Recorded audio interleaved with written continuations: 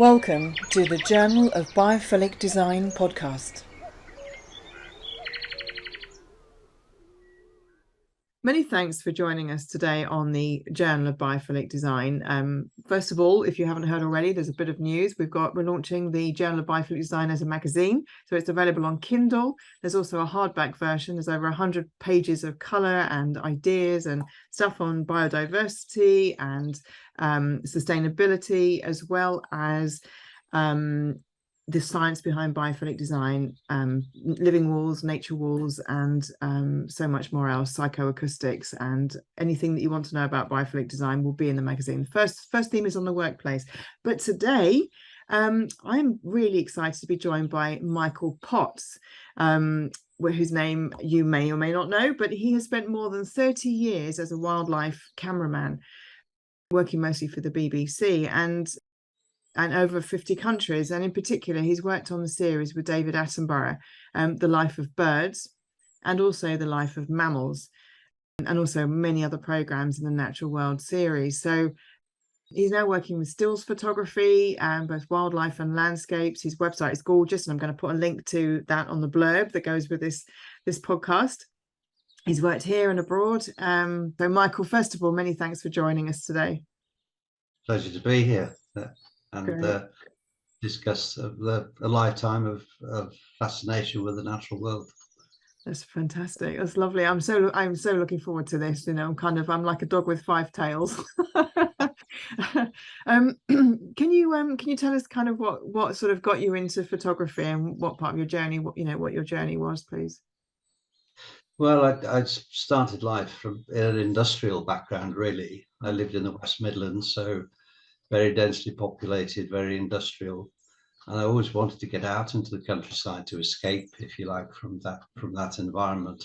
And I had a good friend whose parents had a little bungalow out in the countryside, which bordered onto a canal. And we had a double kayak that we used to go down this canal and watch wildlife. And of course, then things were abundant. This was over 50 years ago.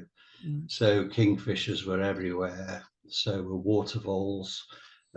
So were coots and moorhens and herons. And it was an absolute, the difference in 50 years is quite stunning, really. And looking back on it, we used to have, in the industrial Midlands, we'd have skylarks nesting on the slag tips from the steelworks. And now they're a rare bird. So it's just incredible what's happened.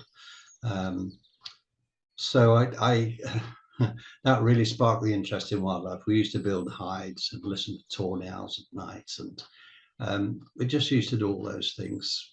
We were only 9-10 years old, but that sort of sparked an early interest and a need, really, to be in that environment. And I started to ring birds and had a very close involvement with birds by catching and handling them and ringing them for migration studies. And I went on to work in zoos, and that gave me more contact with animals and led on eventually to wanting to photograph them and film them. So it was a long process, because I worked in industry for several years. And it's only when I got to probably age 28 or 30 years old that I got involved with filmmaking. And that really developed from a hobby. I'd been filming birds as a sideline, and then I was made redundant from the job I was doing. And so I thought, well, let's give it a go. And I spent a whole summer filming a sparrowhawk at the nest and got some fairly unique footage. And I heard through a friend of mine that someone was making a film on birds of prey in Ireland, called Cry of the Mountain, which was about the demise of birds of prey, really, the drop in their populations. And so this producer actually bought this footage from me, and that really sort of kick-started my career. And then I got a job with the RSPB film unit, and spent 4 years with them before I went into the freelance market, if you like. and started working abroad. Wow, So it's quite a long journey, really, from my early years, from 7 or 8 years old. It was over 20 years before I actually started filming wildlife professionally, but it was an interesting journey to get there. Mm. And then, of course, I've spent over 30 years traveling, filming wildlife, and I always think I was really privileged and so lucky to be in the right place at the right time. Because now it's quite difficult, because everyone wants to be a wildlife cameraman, so it's quite a difficult profession to get into, I think. So I think I count myself very lucky to have done what I did when I did, but along the way I've seen so many changes, and so that's where I'm at, really. Yeah. I mean, the fact that you started your life kind of being up close and personal with nature and with wildlife, I think is also is given you. I mean, like you say, everybody wants to be a wildlife photographer. We can all point a camera and sort of get images and sit and wait. But I think it's when you've spent those hours, many hours, actually really up close and personal with animals and feeling the heartbeat in your hand, the birds.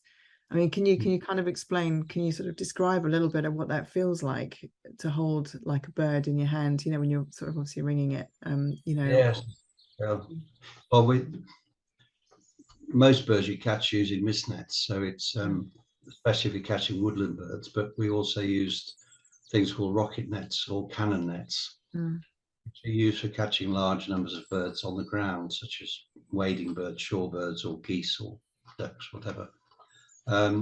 So it's just actually catching the bird is quite an involved process, and very exciting, to set up a mist net in a woodland and not quite know what you're going to catch. I mean, you might just be catching blue tits and hedge sparrows, but you could catch a tawny owl or a green woodpecker. So it's just the sheer, I suppose it's the hunting instinct, really.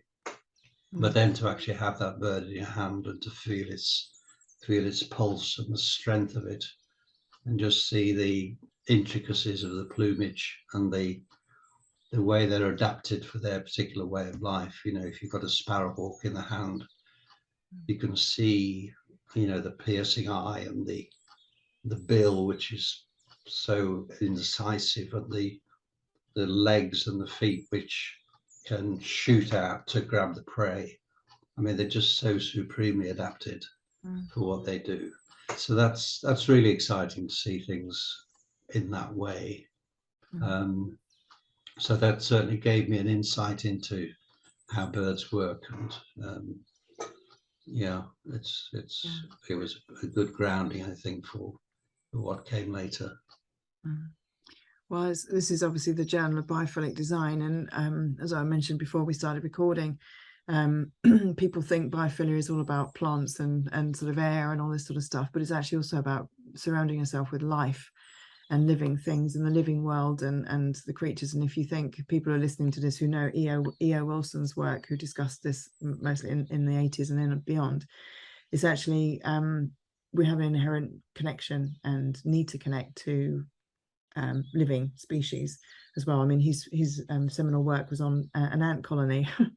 And it was from those studies that he realized that actually we need, the fascination of life and living systems and societal systems on our planet that's not just ours, I think as well has an impact on how we relate to each other and relate to the earth and relate to relate to the planet, really. And so it was really from that kind of mindset that, I mean, you've worked with a myriad of species, and I mean, you said even when you worked in the zoo, you was working with like polar bears and everything. I mean, I can't even, I mean, people, I'm sure there's like about probably 90% of people listening to this podcast are like so jealous, and and I've probably got 1,000 questions to ask you. For you, why are animals like so special?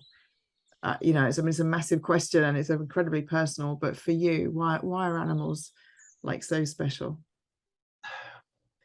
I guess they're all so different. They're so also supremely adapted to where they live. I mean, it's just, you know, I filmed birds of paradise in New Guinea and grizzly bears in Alaska and termites in Namibia, and they all have such fascinating lifestyles. I mean, the termites, for instance, just to go aside a little bit, we were filming, Loughborough University had been doing a study on these termite mounds. And they're huge structures, probably up to 12, 15 feet high, built from mud and clay and sand. And they have the most incredible internal temperature control systems, because the temperature outside can vary from maybe plus 35 or 40 centigrade during the day to near freezing at night. And yet, with all this system of chambers and ducts within the termite mound, they can maintain the temperature within, I think it was plus or minus 2 degrees centigrade. And I think it was actually being used as a model for some modern cooling systems within larger buildings. So that was absolutely fascinating to see these tiny insects, which are only perhaps a centimetre long, constructing these colossal structures, which had, you know, quite an important association with, or possibly important association for modern life. So it was everything, you know, I filmed everything from termites through to grizzly bears, caribou migration, and they all have their own lifestyles, and I think that's the fascination, really. And quite often, as in New Guinea, filming things that had never been filmed before, barely seen by Westerners. So that was incredibly thrilling, really, to be sat in a hide, waiting for something to come. You know, sometimes waiting for 5 or 6 hours, but then to see it and to actually record it on film was so life-changing, really.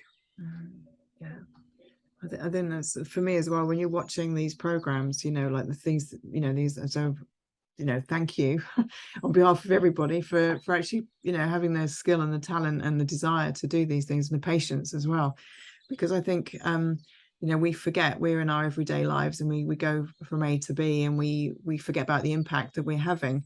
You know, it's like the sort of, they call it butterfly effect, don't they, or the sort of domino effect, or whatever you want to say. But you know, whatever we do here, the choices we make now, the choices what we put in our buildings, or what we choose to, you know, put, whether we put like bee colonies on our roof, or we create wildlife corridors in our city. I think to be able to when we see programs like the ones that you've made, and the animals and the creatures that you've documented, it brings home the kind of the realization that what we do, you know, will have an impact on something that we'll never even know about, but that will have an impact on something else, which ultimately will, you know, circle back and have an impact on us. So, you know, people listening to this who are designers, we all have a choice, and we need to make better decisions, to be fair, don't we, really? Yes. I mean, maybe we could just touch on that a little bit just right now. But you mentioned at the beginning that you've seen such a difference. You know, obviously there's a dearth of animals, that, you know, the species that were so rich and abundant, you know, really, you know, reduced now. I mean, could you maybe describe something to us that you know, that you've really felt, that you've really witnessed a change? Well, I think even just in the UK, that birds that used to be common, like lapwings and curlews and skylarks, yellowhammers, all these common hedgerow birds and birds of wet meadows, they're all slowly disappearing. And really, it's especially with the curlew, it's reached quite a crisis point. Where there are interventions now with people protecting areas and trying to re-wet areas to provide the right habitats. But because of changes in agricultural practices, mainly drainage of wetlands, and as everyone knows, you know, the reduction in hedgerows and more prairie-style farming, this has reduced, you know, the habitat for farm birds massively. But I think it's very noticeable to me anyway, the common birds. have taken a real dive in the last 20-30 years. Mm. Although, having said that, some birds are doing very well, like goldfinches and birds of busy gardens, these mini habitats that people have created. And of course, by feeding birds as well, it's helping the populations. So it's it's not all bad news, but we need to do more, I think, to improve the habitats and perhaps do more predator control. Mm-hmm. Yeah. But it's I was going to, one of the things that when we talk about in this sort of whole biophilic cities, for instance, creating spaces for wildlife, for people to kind of go and enjoy and that kind of thing, to instead of leave your car behind and go walking and walk through a city, or but creating these wildlife havens, and then wildlife corridors, so it's all joined up so that it can go out to the, so do you know what I mean? So and obviously there's a whole bunch of stuff going on with agricultural practices, and I mean, you think about America creating those dust bowls, like you say, that sort of prairie style. I mean, look what happened in America. It's just like the created dust bowls. So it's, have we not learned anything? It does make you wonder. It's just all about money, isn't it? And turnover and pricing.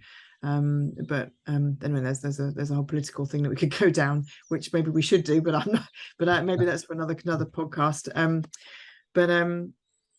Yeah, so again, I think that's one of the wonderful things about biophilic design, is that we can design better for people, for our planet, for the beautiful creatures and the wildlife that we love and enjoy, and that makes our heart sing when we see the world full of nature and plants and birds and things. I think we have a choice. So I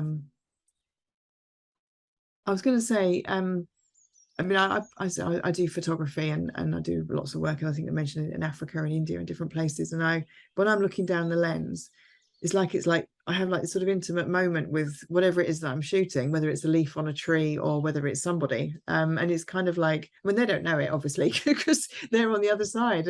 But for me, it's like almost like polarizes a moment. It polarizes the intensity. Your view of the world onto that subject in that moment, really. Yes,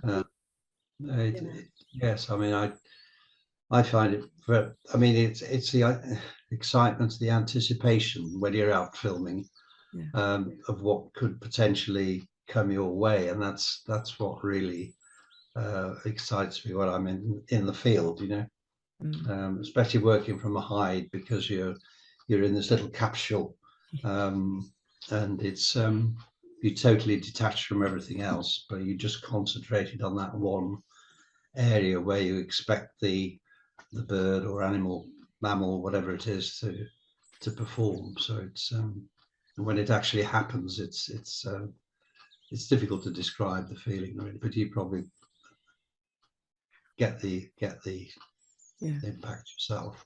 Have you got an example of something that you've shot and I don't know, maybe it's looked down the camera or it's just done something and you've kind of, has there been a moment? I mean, I'm sure there's been like shed loads of moments, but is there like a moment that you might like to share with us to sort of give us an idea of like what you see and kind of like how you felt, maybe? Well, I spent quite some time in New Guinea filming. It was actually a film with David Attenborough called Attenborough in Paradise. Okay. He's always been very excited by birds of paradise, and he made a film back in it must have been in the 60s and everything. It was filmed in black and white, and he'd always wanted to go back to film birds of paradise in color and with the better lenses and equipment that were available.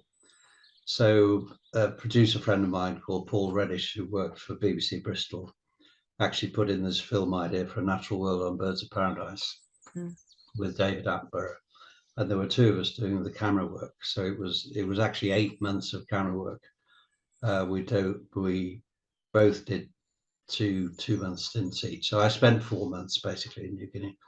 But one of the species I had to film was a flame bowerbird, which is not a bird of paradise, but we wanted to compare the lifestyles of bowerbirds with birds of paradise. Birds of paradise rely on their plumages in their displays to attract females, whereas the bowerbirds generally have a duller plumage, but they rely on these bowers that they build, which are basically avenues of sticks, which they decorate with various trophies. So these might be big, colourful fruits or skulls of small mammals or pebbles or flowers, or so it was. You got these two incredibly different ways of attracting females. So I was filming this flame bowerbird, which had been seen by 5 Europeans before, apparently, and never filmed. So we built a hide and camouflaged it. It was about 7 or 8 meters from the bower, because they're incredibly timid, these birds, because they're still hunted by the local tribesmen for their headdresses. So they're incredibly timid. So we built this hide and camouflaged it, and it was very exciting because we knew that the bird was going to come to this bower at some point, but we didn't know how many times a day it would come. And so I got into the hide and I was sat there for 4 hours, saw nothing. And of course, they're normally built in very dark situations, so there's not much light anyway. And I was working, this was 20 odd years ago, so there wasn't decent video equipment then. I was working on film, so the light, that was very important to have good light. And of course, when the sun shone on the bower, the bird wasn't there. And when the bird came, the sun was behind the clouds somewhere. So it was frustrating because sometimes a bird came and I couldn't film it. Yeah. And then, of course, it's like never the twain shall meet. That when they actually came together and the sun shone and the bird was at the bower, it was absolutely stunning because it's a bright orange. Actually, just happened to have my book here. I don't know whether you can see that.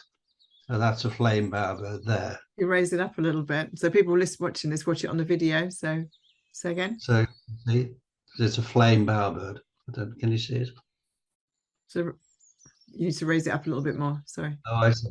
Yeah. There. Okay. See, bright orange and yellow, lemon yellow. Wow. So absolutely stunning.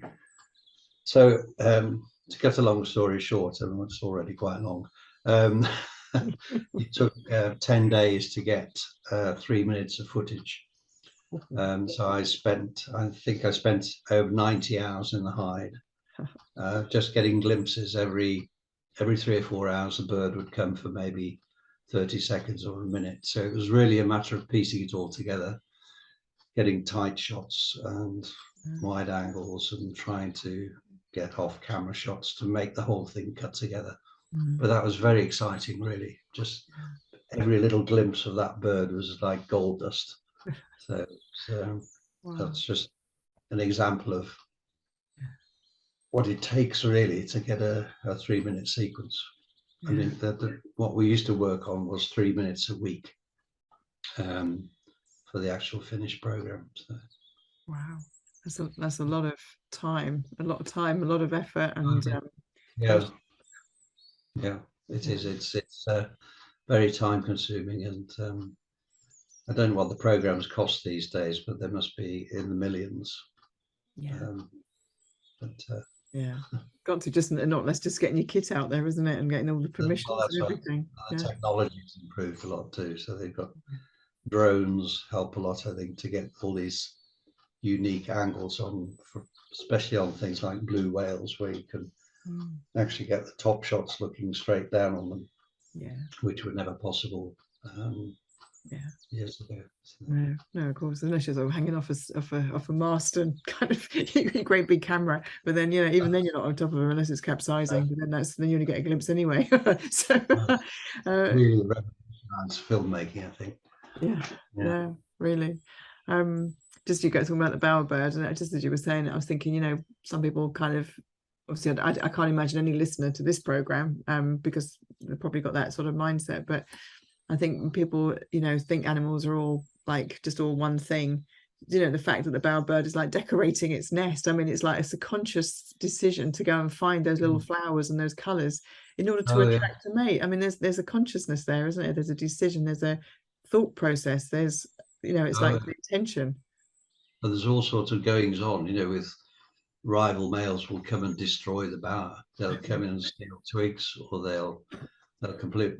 We witnessed a complete trashing of one bower where a male came in, just throwing the sticks all over the place and stealing the treasures, as we call them, from the bower. So it's really quite funny. Well, it's not funny for the bowerbirds, but it was, from our point of view, it was quite amusing to see it happen. As a Fantastic. little moment. That's Yeah. a great thing when you, although you get bored sitting in a hide for 4 hours, but you don't, because there's always something else going on. You think, oh, look at that snake coming down the tree, or look at that huge spider that's just about to run up my leg, and like that. I did have a scorpion run up my leg. I was sat in a hide with shorts on because it was so hot, and I felt this sort of tickling sensation on my thigh. And there'd been a lot of horseflies around. I thought, oh, these horseflies are a real pain. And I was just about to smack it one. I looked down, there was this little black scorpion just about to disappear up my shorts. So I just managed to flick it off, and it fell off into the undergrowth. But there's always something going on, you know, you're never bored, and it's a very exciting process. Yeah. It's a fantastic like ecosystem, isn't it? Like it's the whole thing. It's a community. It's a civilization. It's everything, isn't it? A whole different world. Yeah, you're working when you work in nature's world, there are no humans there often. Well, it depends where you are, but I think that's a fascination. You're in a totally natural world, and you're privileged to be engaged in recording it, seeing it. Wow. Has it heightened your, I mean, it's a bit of a silly question, really. I think I know the answer, but I mean, has it heightened your respect for animals? I mean, I should imagine you always had respect, but you know, has your opinion of them changed over the years, or? No, I think it's just they live their lives, and they have their struggles, and you know, they have to feed, and they have to breed, and they have to make sure the next generation is going to come along, and it's they have a struggle, I think, more so in the modern world. It's I do appreciate nature, and always have done. Sometimes I find it difficult to believe that people have so little contact with nature. We were walking, just a total aside, we were walking once in the Brecon Beacons in South Wales, and there's a school party up there from London, and this little boy said to my wife, he said, I've never seen anything like this before. He said, I've never been out of London. This is so beautiful. It was really moving, actually. This little boy, he just had no experience of the other natural world, and he was obviously bowled over. Just that one experience had probably changed him for life, you know. So it's Exactly. that's what we need. Absolutely, we more do. Education of young people, more being able to get out into the environment and experience nature firsthand would help a lot. Yeah, absolutely. Yeah, in terms of as well of like school design and things, you know, making sure you've got trees and plants and things and like ponds, so people, you know, so kids can look at newts and everything else, and all the skaters. And, you know, I mean, that's my sort of like simple top line, but there's so much stuff that goes on in a pond, even, isn't there? Even if you just put a pond in a school, I think just to help them reconnect or to kind of get inspired by. But again, you need somebody. Right. I think if people, if you care, if you see something and you understand it, and when you understand it, then you care about it. And if you care about it, then you might do something to try and protect it and encourage other people to do the same. So it's has a massive knock-on effect, I think. Just showing people what is out there. Yeah, it'd be brilliant, wouldn't it, if we could have all that in the schools? I think there's a movement to make it happen. So that's happening a little bit, isn't it? It just needs to be on a bigger scale, maybe, and on a broader front. Absolutely, it does. Yeah. Sort of on that sort of note, I mean, if people, are sort of like stuck in cities, or maybe they're bed bound, or they're, whatever it is as well, there's a thing called technobiophilia, which Dr. Sue Thomas, who I've interviewed a couple of times, but it's like how we can learn and connect with nature through our technology. And obviously kind of devices, and she even talks about gaming. You can create worlds and stuff, and you can connect with nature that way, which is a lovely idea if you can't get out. And I think one of the beautiful things I think about the wildlife TV, television or films, and that create those moments of intimacy and up close and personal, which you wouldn't get even if you went on a walk, I think really has a really important place in our modern world, where there is a disconnect between people getting out there and that. And I mean, it's like Wildlife Watch, and that is making people get out and look and count and all this kind of thing. Yes. I mean, how do you see TV programs kind of fitting into the kind of messaging or the inspiration or the education? I mean, how do you see them fitting in? I think it's really important that it inspires people, and it, as you say, I think it has a calming effect as well. I mean, not all wildlife programming is calming. A lion pulling down a zebra is probably not very calming, but I mean, there's lots of beautiful images that I think would help people to relax and to be, especially in, as you say, in rest homes and hospitals, where you've got images of just beautiful things, birds in flight and migrations, all of that sort of thing, have a really calming effect. I still feel that I have to get out every day to get my little dose of nature, even though I have a huge garden and I only live 2 minutes from the sea. I still feel I have to get out every day and just breathe the sea air. And that makes me feel so much better than if I've been stuck in the house all day in front of a computer. An hour's not too bad. But no, I think it has a great part to play, really. I'd love to see more within public buildings, really, as well. I mean, you could have huge projection systems and displays of wildlife going on in the background that could pull people's attention, all sorts of things. Yeah, absolutely. I'm launching a thing called virtual nature walls, and so I'll be in touch with you, I think. But my ambition is to try and get as much of that into, like you say, the built environment and public systems, particularly healthcare. Is there anything else that you'd like to add? Yeah, I think I'd just like to say I think I've been so fortunate, really, to spend the time that I've spent. I mean, now I'm 76, and I still miss doing what I did, but I can see there's a new generation of enthusiasts have taken over, if you like, and it's a very physical job, and it's something I couldn't do now. But myself and my contemporaries always say we had the best years because we had a terrific freedom then to go out, because quite often when you went out filming, you just be yourself and a biologist probably, or possibly a producer. But now you've got massive teams, maybe 8 or 10 people with directors and with drone operators and all sorts. So it's not quite the same, I don't think. So I think I'm doubly fortunate to have done it, and to have done it when I did do. So it's I still enjoy. I think I always will enjoy taking photographs, and so I concentrate on stills now, and I can do it when I feel like doing it. And I'm excited now because it's the beginning of the winter migration season when all the wild geese come in and the shorebirds. So you've got these massive flocks of geese and shorebirds on the estuaries, and that's what I love doing, because they're really wild places.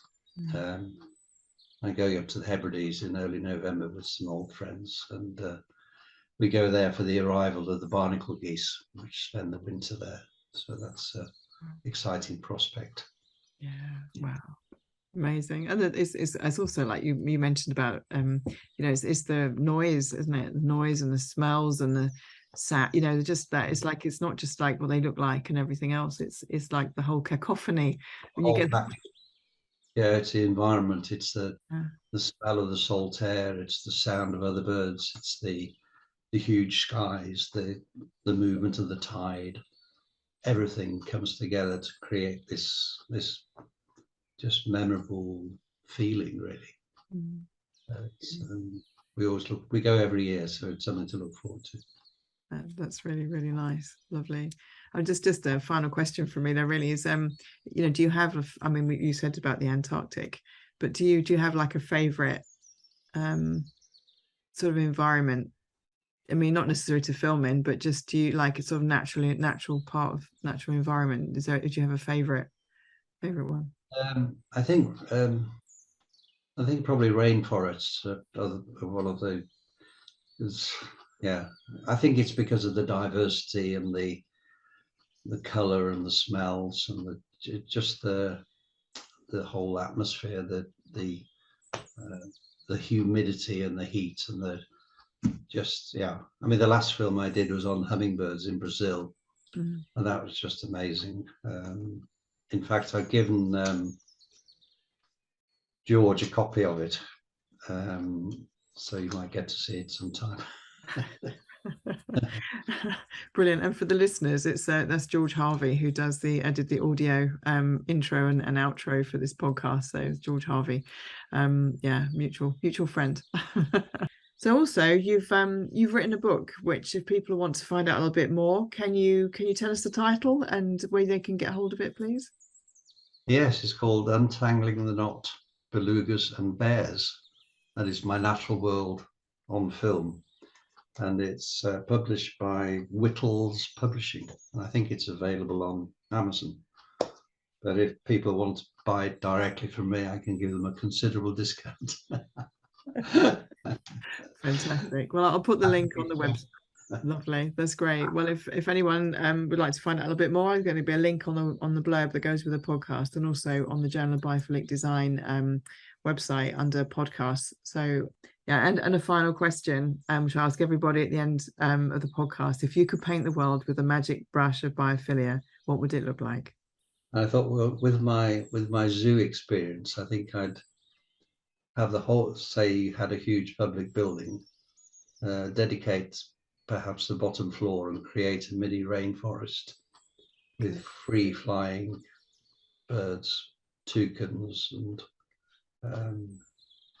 birds of paradise, perhaps, flying freely, that people could walk through and smell, because rainforest has a particular smell, as I'm sure you know, that lovely damp, sweet smell. You have the calls of the birds, and just the whole atmosphere, the damp atmosphere.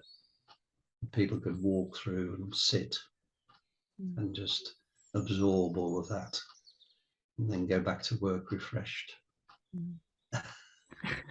Be quite a project to build a mini rainforest and maintain it, but I'm sure it could be done. You could even have a small lake with wading birds and egrets and food for thought. Thank you for listening to the Journal of Biophilic Design podcast.